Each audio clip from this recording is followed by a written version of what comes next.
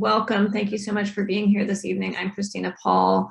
I am a principal planner with the city and also the general plan project manager. Well, that's one of my duties. Apologies, I do know how to work PowerPoint usually.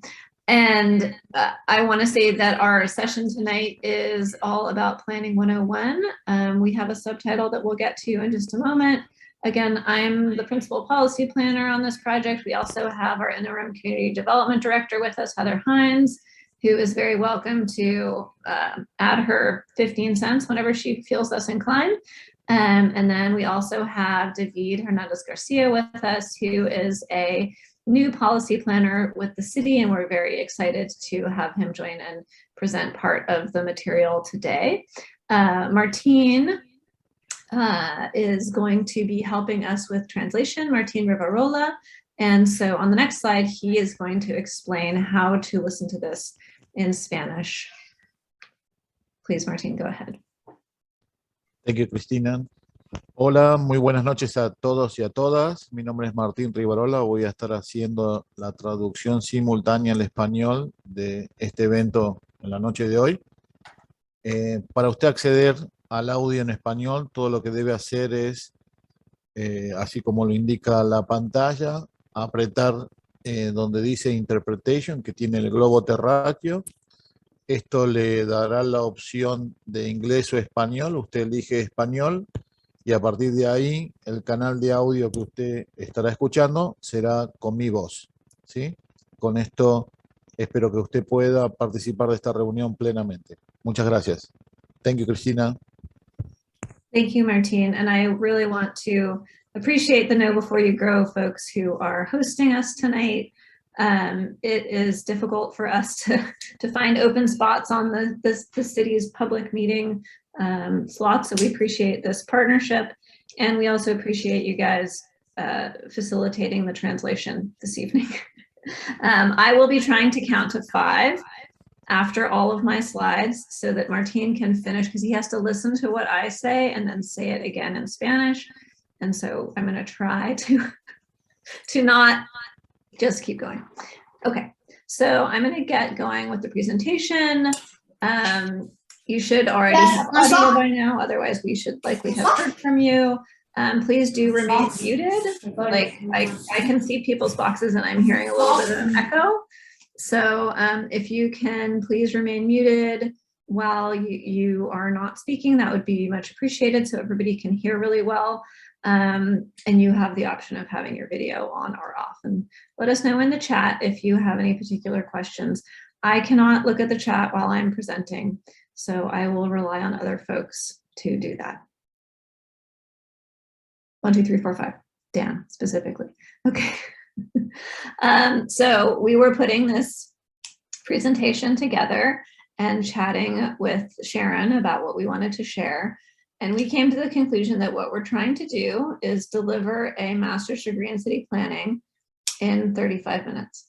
So if there's a lot of material here, we recognize that, and we are very open to your questions. And I do want to frame all of this by saying that one of our questions back to you is, what would you like to hear more about?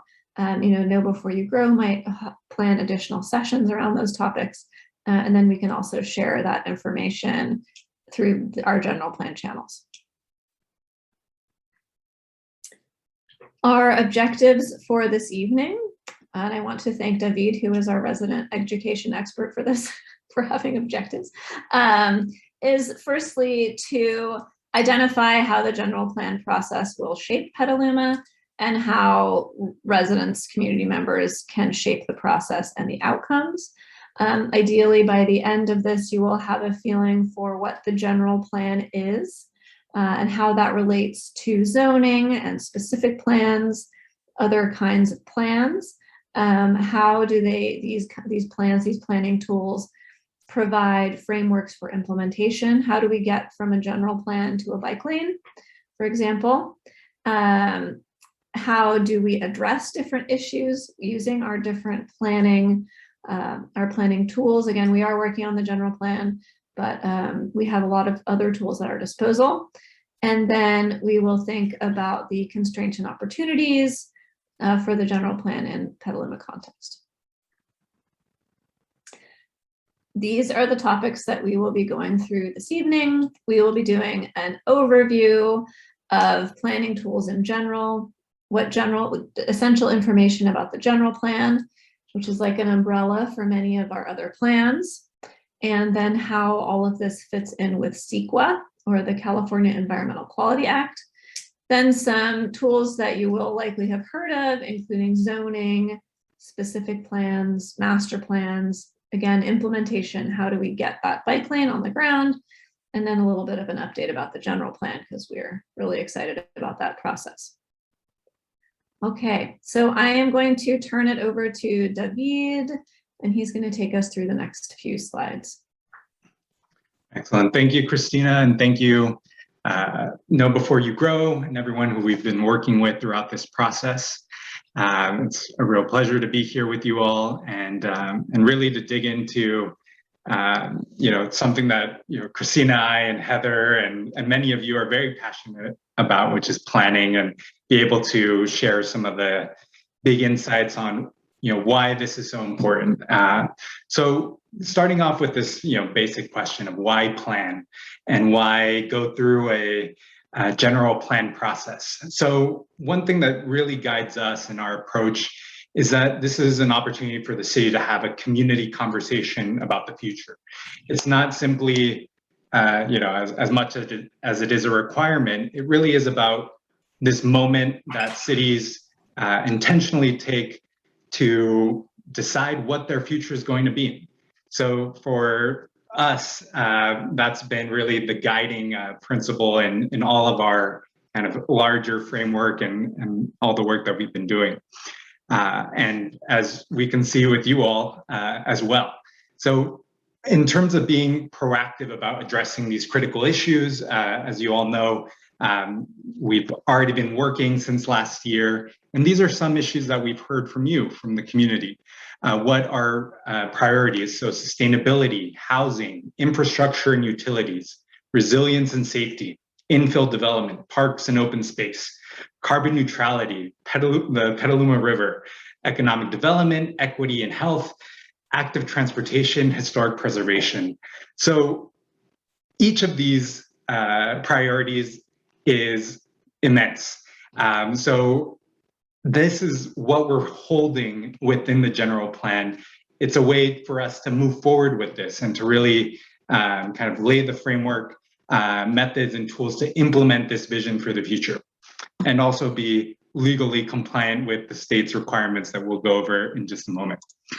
So working with Sharon, we talked a lot about, just the, in planning, we say a lot, the alphabet soup of planning, or kind of just this mix of planning jargon, which even for people who study this and people who work in this can always be a little bit confusing. And to think of how these different plans relate to one another. So this graphic, as simple as it can be, really hopes to kind of lay out how these different plans relate to each other.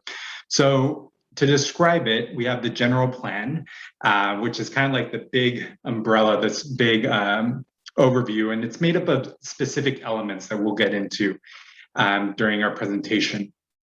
Then we have sub-area plans, the zoning code, functional and topic plans. And each of these are really, whether it's based on geography, in the sub-area plan, or the zoning code and what our land use and what we're able to do on different plots of land. And then finally, the functional or topic plans, which really move forward issues or specific types of planning, like bike and ped master plans. These are made up of further, more specific plans, area plans, zoning, regulations, bike and ped master plans, climate action, and adaptation plans, and the the parks and rec master plan. So all of these are, again, right now we're throwing it all at you, but really what we want you to understand is this relationship. How do these move towards implementation? And to think about that, we're kind of prompting you to think of the different actors that are involved in this. So thinking about, from a city role of implementation, this is city council. This is city council actions, committees, commissions, and boards. And I know some of you all are a part of those. City budgets, how much money is available for different priorities, and work plans, and the staff that's hired on by the city to carry this work forward, and then resolutions, ordinances, and declarations, also regulations, policies in the municipal code, and of course engagement with residents. This doesn't just happen kind of devoid of people.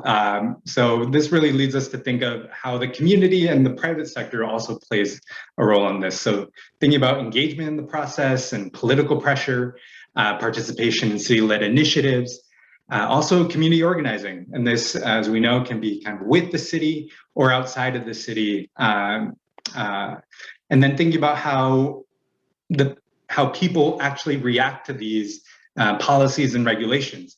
Do people use these services? Do people use the bike lane? Do people follow these recommendations, or do they simply ignore them? And again, we're, as much as the city wants to, control private property, it's also about thinking about how people are compliant. So again, some key takeaways from this big chart is thinking that the general plan creates the larger vision and policy landscape. Sub-area plans, zoning code, and functional and topic plans build out specific elements of the general plan based on geography, land uses, and specific issues. And all of these plans and actions should be aligned to the general plan, but it is up to citizens and city leaders to follow the visions and policies directions set forth in the general plan. So that's what we want you to take away with from all those charts and buckets. So that leads us to the general plan's essentials. What is the purpose? It's like a constitution for the city.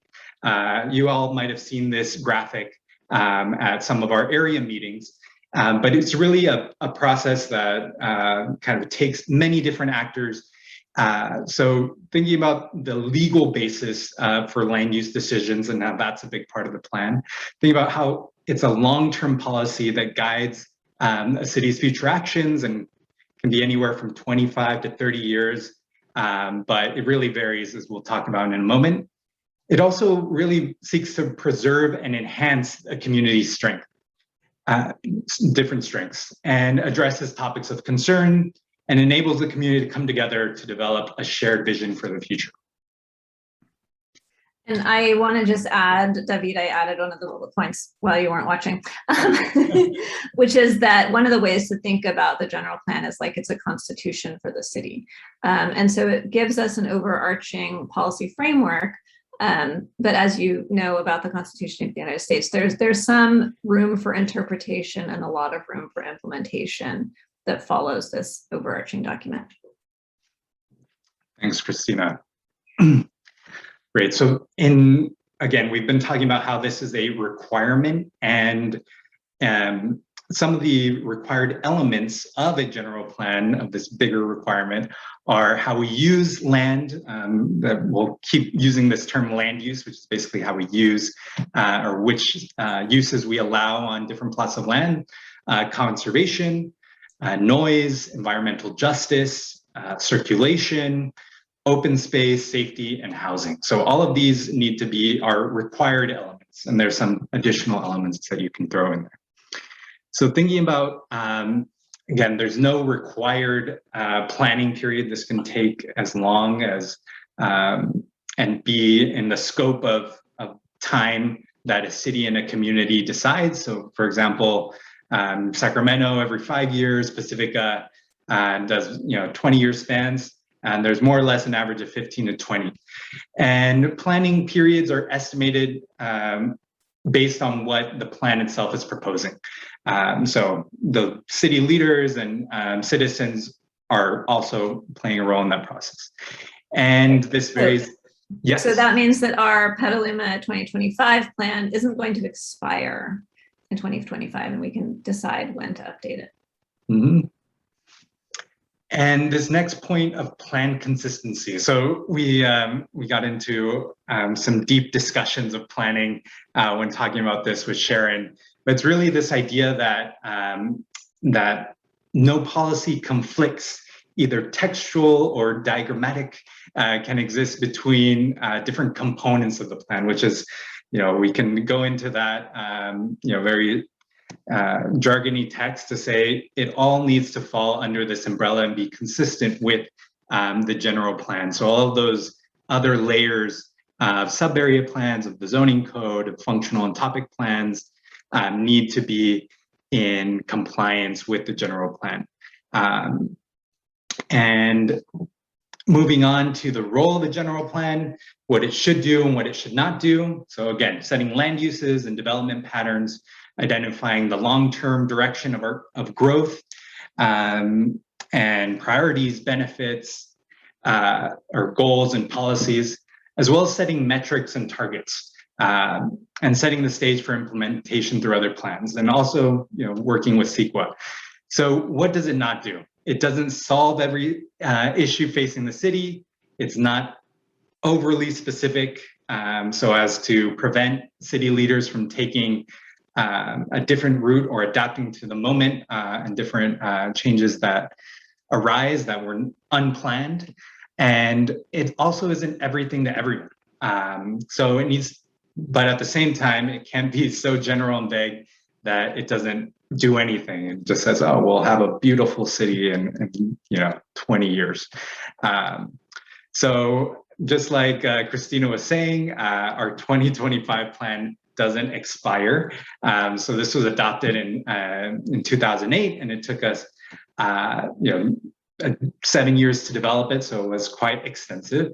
And if we think about the context in which it's developed, it was the Great Recession. There was no smart service in the city. There was maybe, and when we're thinking about now, thinking about how we have an increased climate emergency, how we have a housing crisis. So thinking about all of these different changes that in a way we can plan for, but to what degree?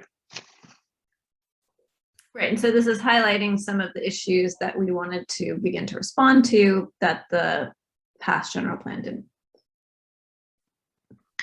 And then here, just to highlight the elements that were part of that, I think we can kind of just glances these as some essentials being land use and all those ones that we described earlier as being essential. But also, and what's interesting here is that we actually in our current general plan have a lot of extra elements or optional elements. Mm-hmm. And so that's something that we're going to be looking at in the general plan update, is which of these do we want to carry forward or combine or address differently? Yes, for example, recreation and the arts. So with that, I think I'll hand it back to Christina to talk about how we're going to balance these all in our general plan update that we're embarking on right now. Yeah, so one of the reasons the city wanted to do this general plan is to really enable us to have a comprehensive look at the web or all the interconnections of all of these issues. We are required to a housing element, which we're going to get into in less than a minute. But we just want to make sure that we're addressing this system as a whole rather than trying to pluck particular issues out and address them one at a time. When we think about the planning that we do planning within the Petaluma city limits. We also have a sphere of influence, which is the same as our urban growth boundary, which is like you can see over here around Petaluma Boulevard North, a little bit outside of the city limits in some areas, and then in some areas like over here by the golf course, it's the same boundary. And the county is responsible for the lands outside of these areas.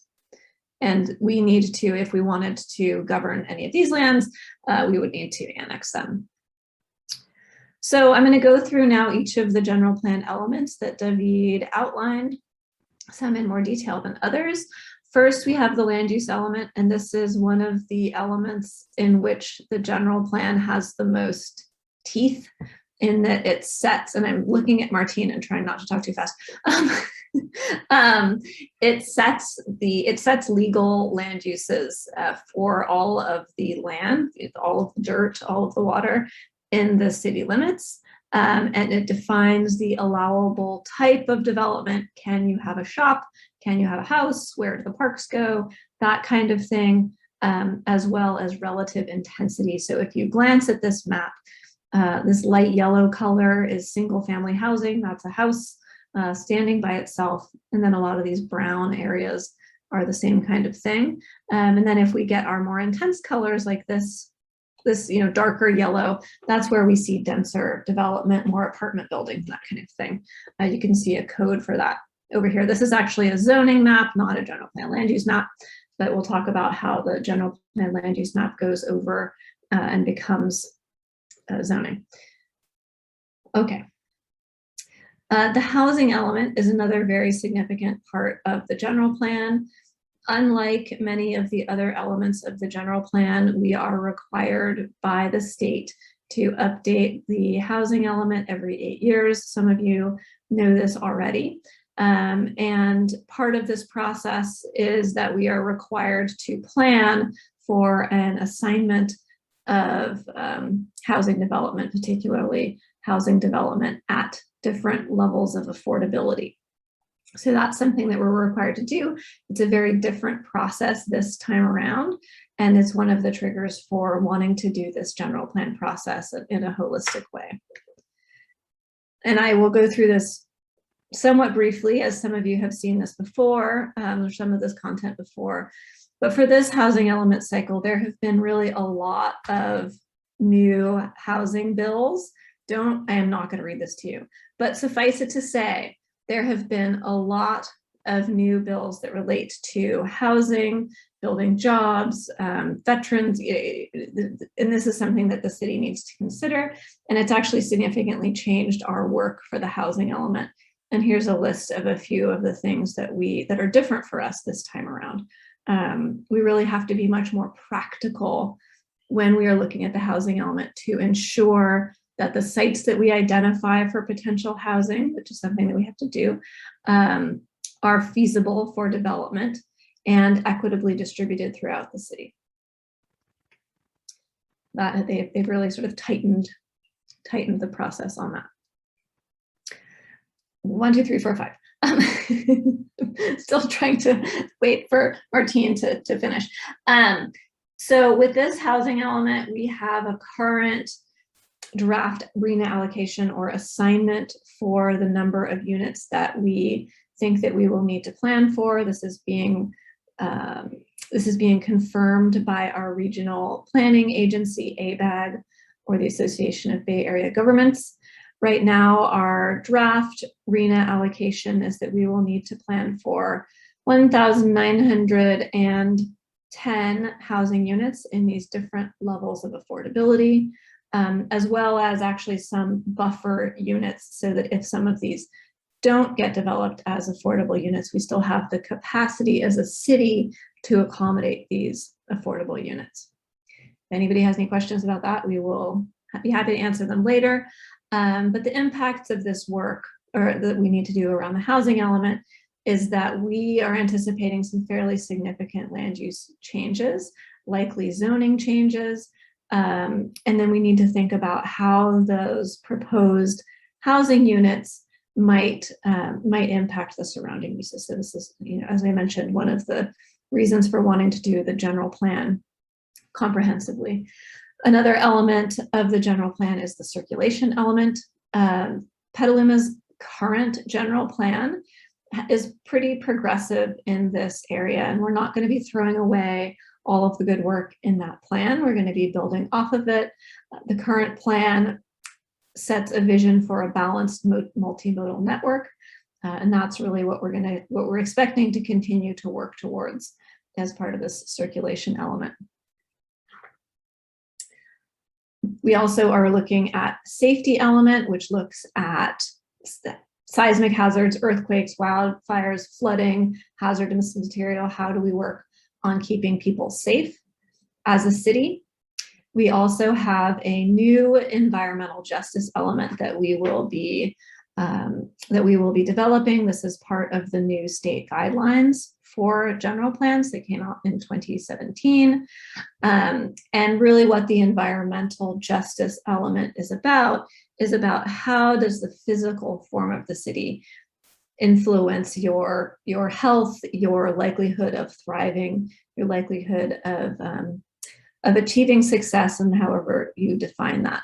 And so we're going to think about, how do we create a healthy city? How do we ensure equitable access to resources?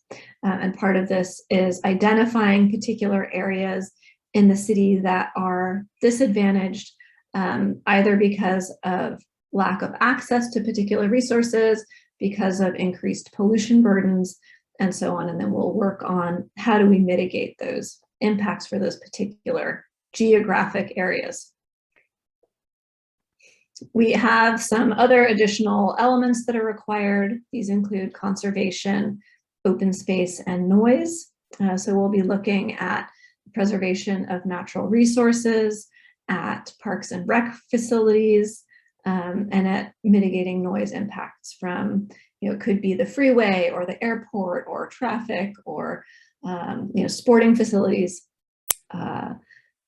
or speedway, for example. These are things that we could be thinking about as part of the general plan.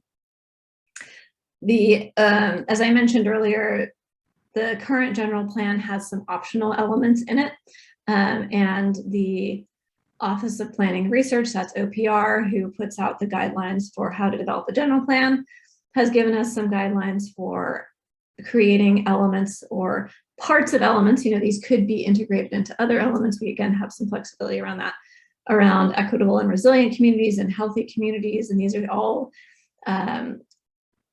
considerations that we will be looking at as part of this general planning process.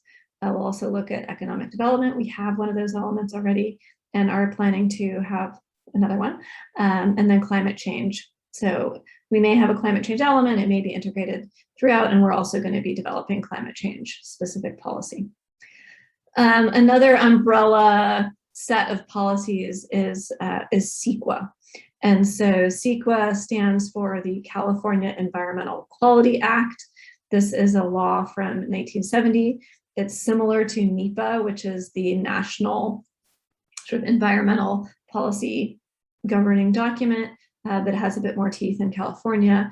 The goal of CEQA is to ensure that folks are informed about potential environmental impacts of any kind of physical project, and to disclose why particular development decisions are being made. CEQA is, you can think about it as being required whenever there is a policy or a new policy or a policy change that could result in a direct impact to the environment. If we anticipate that that could be the case, then we need to go through each of these potential CEQA chapters or areas of consideration and think about the impacts in each of those. In some cases, we don't, we can say that there won't be an impact for one or more of these factors, but we need to at least consider them whenever we're undertaking a major project. That includes the general plan and the housing element, because those govern land use, which is the development of land, the use of the river and that kind of thing. For these particular projects, we will be doing a detailed review of housing element sites to ensure that those are as feasible for development as possible. And then we're going to be doing a full EIR for the general plan as well. So that work is part of this planning work that we're doing. Excellent. So moving on. Yeah. Okay, go ahead. Moving on to what is zoning, thinking about, we've been talking about how the general plan sets up established land uses, and then zoning really kind of digs into that even deeper. So just to go back to why zone, why do we have these different designations? The origins of zoning really lie in this idea of separating uses. So thinking about how we have housing here, but we keep our factories and industrial uses in different parts of the city.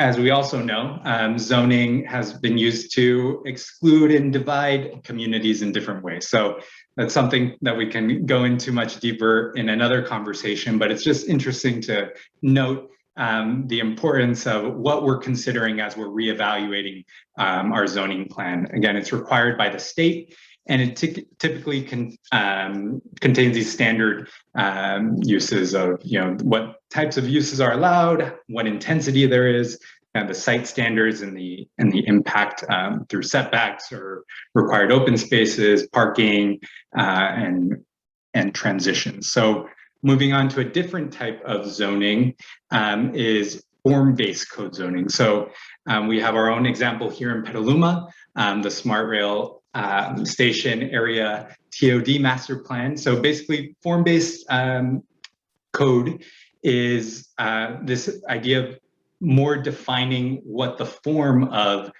development is going to be. So this really supports the development of mixed use communities. So instead of dividing different uses of lots, it's saying, okay, well, these can fit if they follow certain regulations on what they look like. So this can, it's a tool that planners are using more and more to really, support mixed use developments.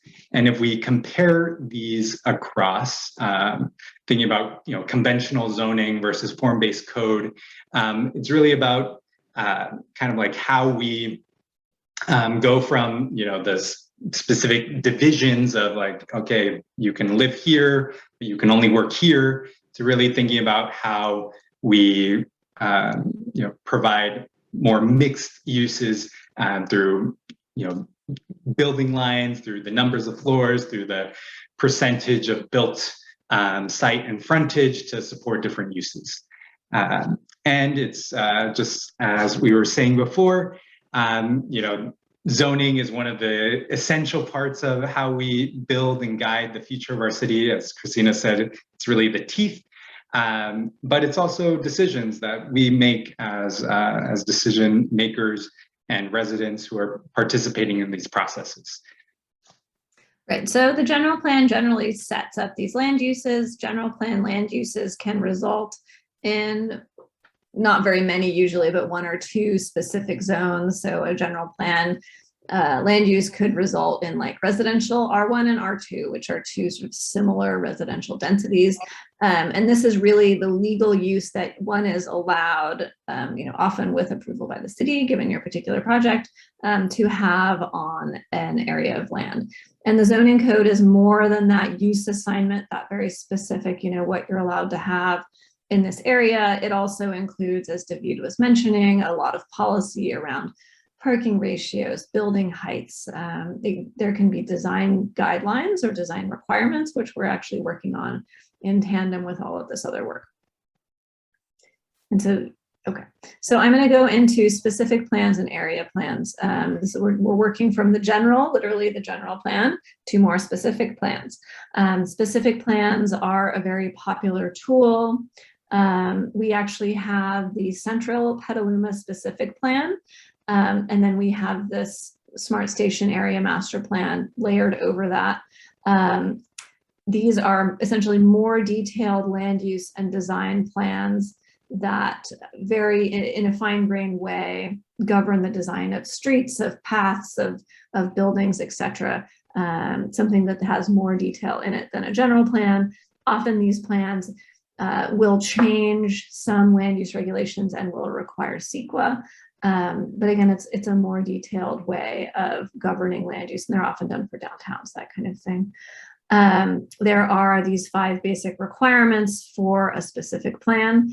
Again, specific plans do need to be in compliance with the general plan. And that's one of the ways that the general plan ensures particular actions is through this rule for compliance of all of the different plans underneath it.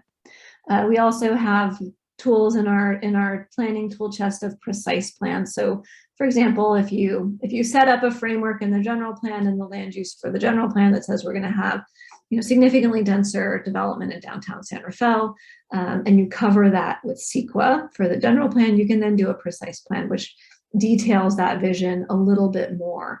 Or in some cases, if it's really a vision plan, it comes before and it doesn't trigger development directly.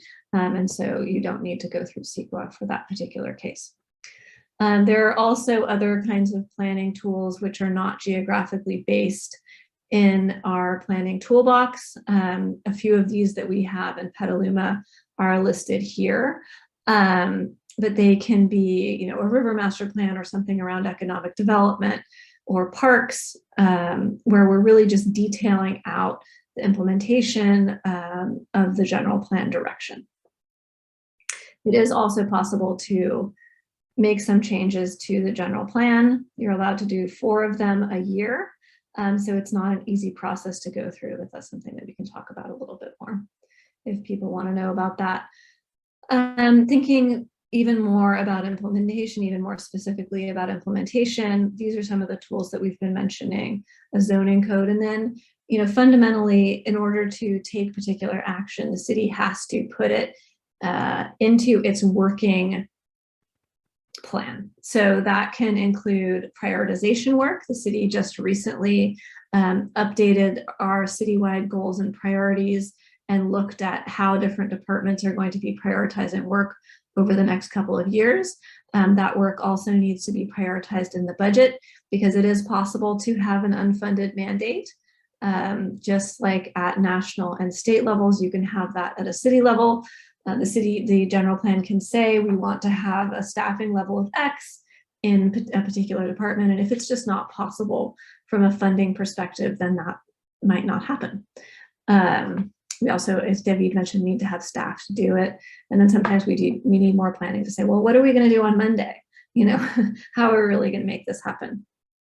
One of the things that the planning department does to really make the rubber hit the road here is to facilitate the development review process. So again, we take the general plan, we have specific plans that give us more information or just zoning.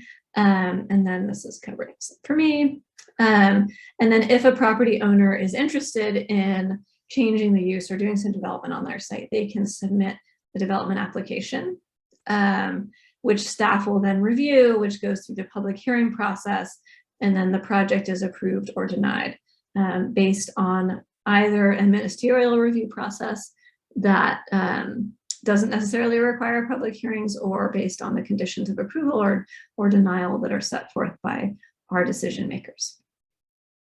We can talk a little bit more about that if you all have questions about that. So we wanted to help think about, what does this mean? How do we get to that bike lane? And that's actually the next slide. But there are a lot of different ways that a city can work on a particular issue.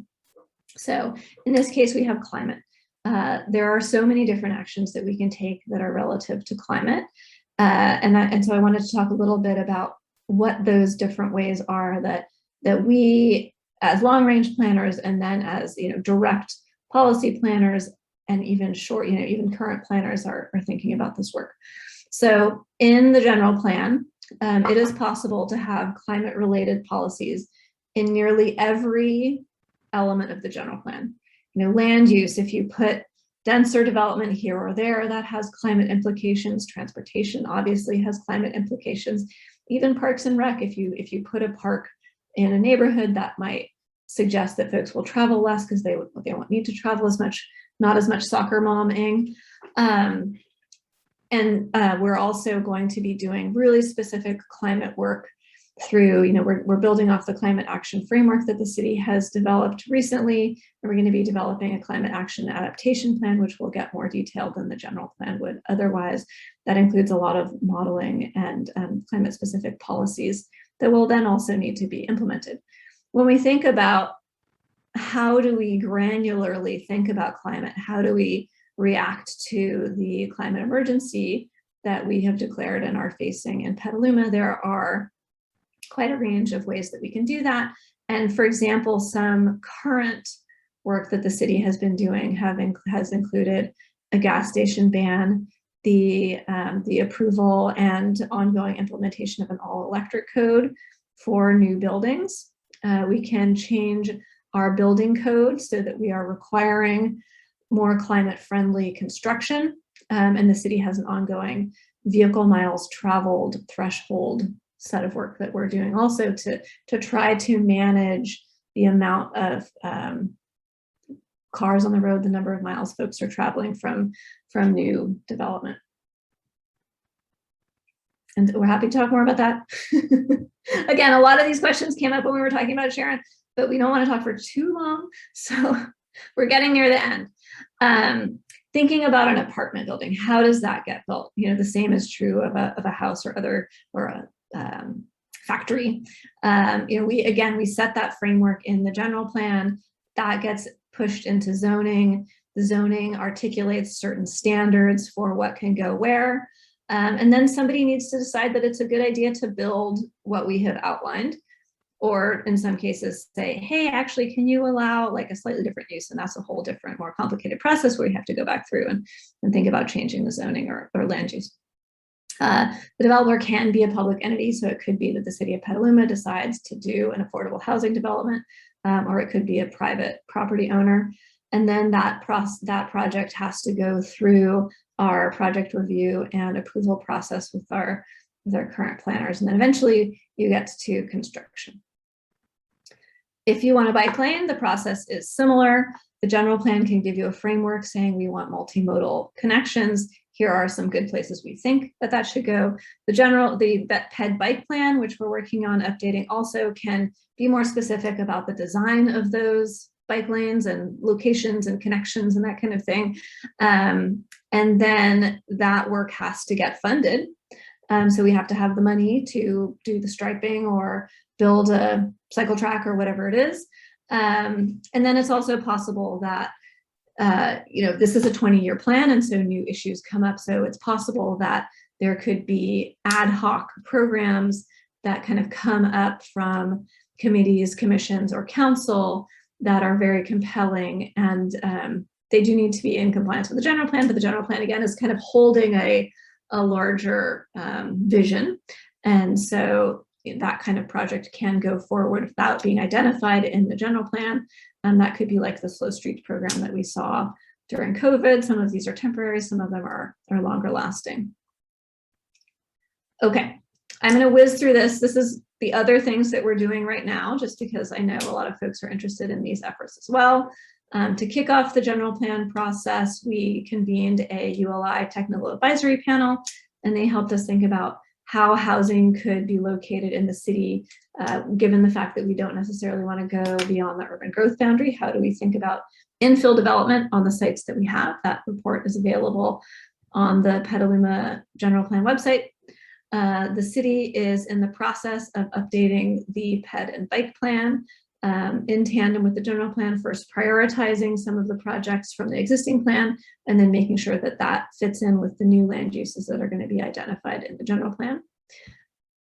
We recently, council recently-ish, I think it's maybe been 6 months now, adopted this climate emergency framework that is really going to be informing our work and policy work in the general plan, and the development of this climate action and adaptation plan. So we're going to be establishing greenhouse gas reduction targets more specifically through particular sectors, building off of the desire to be climate neutral within the next few years. And I think it's 2035. Heather can yell at me. It really, we're working on community resilience to anticipated impacts of climate change, as well as reducing greenhouse gas emissions. The planning department and, in fact, the planning team that's working on the general plan are going to be helping to facilitate a conversation around the role of the fairgrounds in the city over the next decades. So more news about that will be coming shortly. And we have ongoing work on thinking about how to, again, constrain the greenhouse gas emissions and vehicle miles traveled from new projects. We've set a very aggressive target for that. That's 6.8% below the citywide average, which is more stringent than the state recommended 15%. We also have a recently updated hazard mitigation plan, which is going to inform our safety element. So David is going to take us through, I see that we have 70 chat comments. So Dan, you have your work cut out for you. Great. Well, just a couple more slides. Well, again, just to keep you all posted, the Plan Petaluma site, especially the Get Involved tab, is a great place to go. I'm constantly updating that with the rest of our team. So yeah, we're working on it. The timeline. So, big picture, we're working on this over the next, 4 years to come through 2025. Working on the general plan. Right now, we're working on the general plan and housing element for the first year, and then taking that on to zoning next year, and then finishing the general plan zoning code in 2023. Yes, it is a ways off, but that's how long and complex that this takes. And then focusing on topic-specific planning and working on the urban growth boundary, depending on what comes out of this process. Yes, the urban growth boundary expires in 2025, so we need to set either preempt that or set the stage for that process. Mm-hmm. And this is a big picture that you can review in more detail, but just to show the diverse and extensive engagement opportunities and research processes that are going on.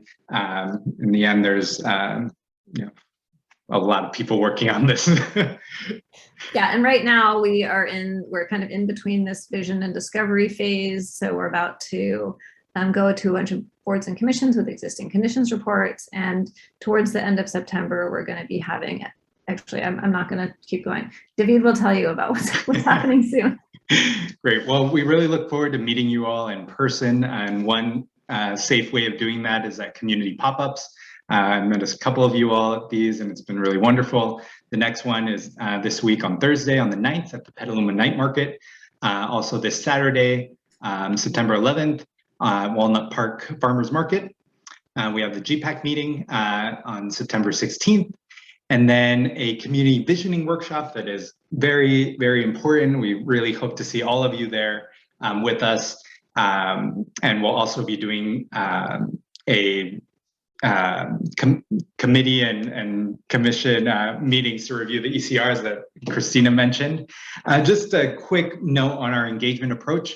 We really want to consider how we integrate more of these educational forums, working with Know Before You Grow, working with other organizations, really meeting people where they are in the community, and working with different community groups. So please